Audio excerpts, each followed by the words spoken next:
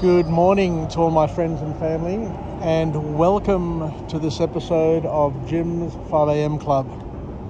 I just stepped off the train here at Circular Quay train station, and as you can see, this is a public space, and as soon as you get off the train, you are presented with this magnificent panorama view of Circular Quay, taking in the Opera House and the magnificent Harbour Bridge. Absolutely wonderful. So what I'd like to do today, it's first light. It's going to be another magnificent Sydney winter's morning. As you can see, there's a gentle breeze coming in from the west. I've got a bit of noise in the background here, but it'll quieten up shortly. But I want to go through and do a book summary this morning, like I normally do on Jim's 5am Club. And the book that I'm going to go through is entitled How to Talk to Anyone, Anytime by Larry King. And Larry King, for those who have a good memory, was a presenter on television who conducted over 50,000, an amazing number, over 50,000 interviews. So if there's anybody who knows how to talk to people anytime about anything and to anyone, it would be Larry King. So Larry King kicks off the book summary with an observation, and he says that those who have succeeded at anything and don't mention luck are absolutely kidding themselves. So an interesting point there. So what he's basically saying is that, whatever happens in your life, you need luck as well as talent. And luck can be broken down into a number of different things. It could be God's will for you to have success. So it's something to contemplate, that at the end of the day, if God doesn't will you to do something, or if God doesn't will you to be particularly outstanding in a particular area, then no matter how hard you work, no matter how gifted you are, you're going to be sadly disappointed in the long term, because things will always get in your way and ruin your party. So it's important to have luck, or it's important for the Christians, those who have got a Christian background, it's important to have God's will behind you to make sure that you're able to succeed. So from a man who has conducted over 50,000 interviews, he learned to ask the right questions using the subtle art of charisma. So it's all about the questions you ask. It's all about how you exude a particular charisma that you're able to develop over time. And we'll just go through the 3 key points, or the 3 key learnings from this book, to see what we can put away in our inventory, into our toolkit of life hacks. So the first formal point to come from this book summary is where the author says that the formula for achievement is skill times effort. But to have the skill to begin with, you need to put in the effort. So it's a circular sort of argument, that you need the skill, but that skill comes from effort, and you need to put in the effort to hone the skill. So it just continues in a circular fashion. But one thing for sure and for certain is that we need to understand that talent can only take us so far in our lives, because we need to then turn to effort to turn our talent into a gift.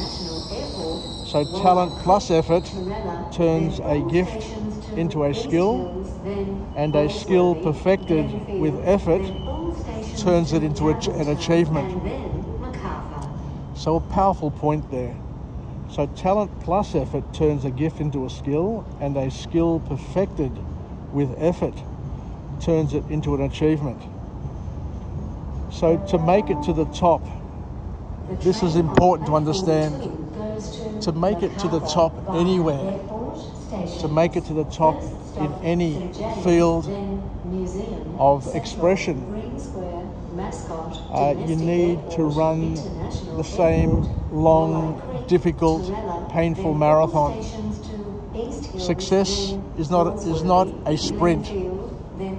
So the key message from Larry King here is that you need to run the same marathon, regardless of where you are, regardless of what field you're trying to master. It's a marathon, and it's a difficult marathon that requires you to show up, turn up, and work hard every single day, every single moment. And it's hard work plus continuous improvement. You need to continue to hone. You need to continue to refine your art, your talent, so that you become really, really good at what you're doing. So the next point, the second point to come is from this author, is the importance of learning the difference between talking and listening. Because talking means not listening, and not listening means not learning, according to Larry King. So what is he saying here? To become a great communicator, you first need to become a great listener. It's not the other way around. You don't become a great talker by talking all the time and just blabbing your mouth. I learnt this when I worked at IBM, that the greatest salespeople aren't the charismatic talkers, aren't the ones who just talk. They're the ones who can balance listening and strategic talking, saying the right thing at the right moment, but the right relevant thing at the right relevant moment. And the only way you can understand whether or not you're being relevant and your timing is perfect is by listening to the other person and responding to what they are saying, as opposed to just blurting out words at different points which suit you but don't suit the other person. So the author here says you need to be a great listener in order to become a great communicator, and that listening is both an art and a science. It's not just one or the other. It's a combination of both at the same time. So Larry King says that we basically need to ask the right questions and to specifically avoid yes or no questions. We need to opt for open-ended questions, and we need to be able to nod, to acknowledge what the other person is saying, and to ask questions to show that we are interested, and we are still interested in what they are saying. The more you ask, the more you learn. And we need, most importantly, according to Larry King, to maintain eye contact. And eye contact doesn't mean listening and looking at your phone when other people are talking, but it means being 100% committed to your audience, to the person. It could be an audience of one, but you need to be committed and focused on that particular person. The third point to come from this book summary from Larry King is that whatever you do in life, you need to love what you do and to find pleasure in your work. And that passion isn't the main ingredient of the secret sauce. enthusiasm is the key, as enthusiasm is the emotion that drives the passion. Enthusiasm is rechargeable, is renewable. It is the greatest form of energy that God has ever given mankind. Let me just hop on the train here so I can get to work. And I'll continue my vlog as I'm on the train. Just bear with me. So just hold that moment, hold that point on enthusiasm. So Larry King is basically saying that it's all about enthusiasm, because enthusiasm is what drives passion, and enthusiasm is an emotion which is rechargeable and renewable.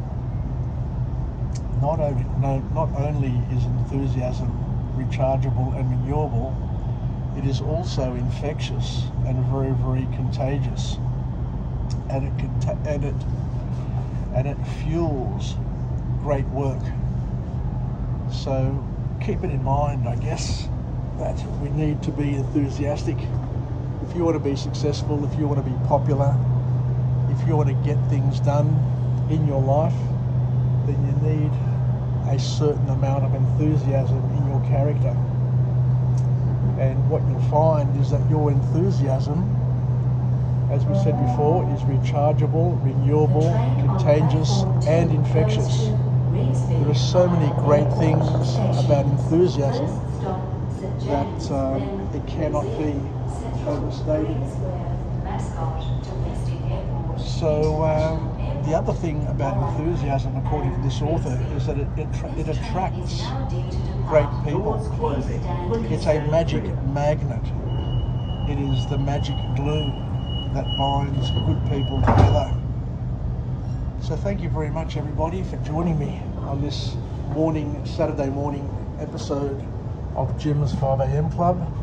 I'm just heading off to work now, so wishing everybody a happy Saturday and a happy weekend, and may it be as productive and as fun as you need it to be. Take care, and we'll chat again. Bye for now.